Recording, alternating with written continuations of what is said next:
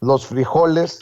Déjeme saludar a Jorge Gómez Naredo, director del periódico Regeneración, colaborador de la revista Polemón y obviamente colaborador de Sin Censura. Te agradezco mucho, Jorge, que nos aguantes, que nos tengas paciencia, pero era importante para la audiencia de Sin Censura, creo yo, ver y escuchar a las autoridades del Valle de México, en donde está condensada la población mexicana, en donde hay una gran densidad de población, que las cosas están color rojo, literalmente por el semáforo, y en donde personajes como los que acabo de mencionar rayan en lo irresponsables. Mi querido Jorge, te saludo con mucho gusto.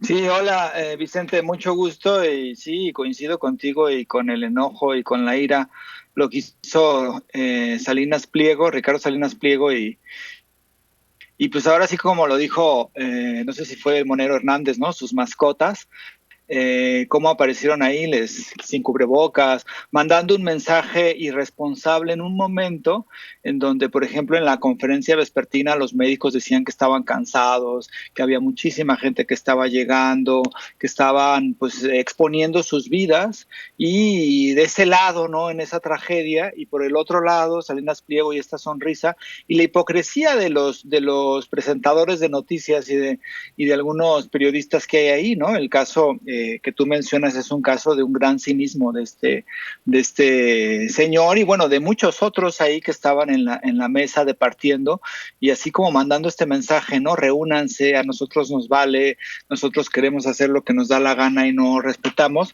Y más cuando muchísimos de ellos, no Salinas Pliego, pero sí de los otros, han estado en contra de las medidas del gobierno federal, de las medidas de Claudia Sheinbaum, y han estado, digamos, también criticando esta cuestión del cubrebocas, esta cuestión de la sana distancia, de que no se ha llevado la pandemia de forma adecuada, ¿no? El control de la pandemia. Me parece que es terrible, y bueno, pues tan terrible que la Ciudad de México está en semáforos rojos, sabemos que la situación es complicada y que la apuesta es que no colapse el sistema de salud y que todos quienes tengan algún tipo de síntomas graves del coronavirus pues puedan tener acceso a una cama de hospital.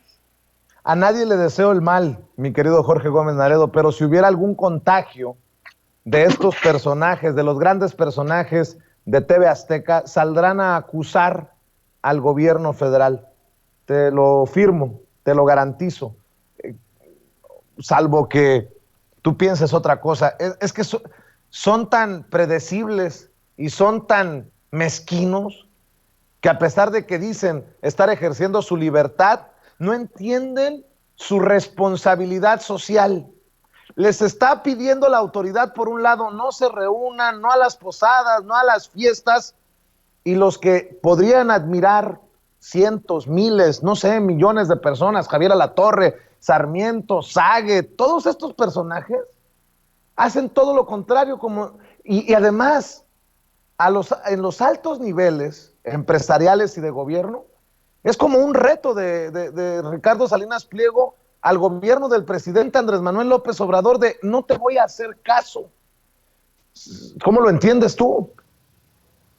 Sí, digo, esta posición de Ricardo Salinas Pliego, que además, si uno revisa ayer, precisamente estaba viendo su cuenta de Twitter y no es así como vean la riqueza que tengo, vean todo lo que poseo, pero es un reto y es una cuestión de gran irresponsabilidad. Él tuvo coronavirus, ¿no? Y claro, pues un montón de medicinas, el cuidado, toda esta cuestión de los recursos y de toda la capacidad médica para ese cuidado, pero evidentemente hay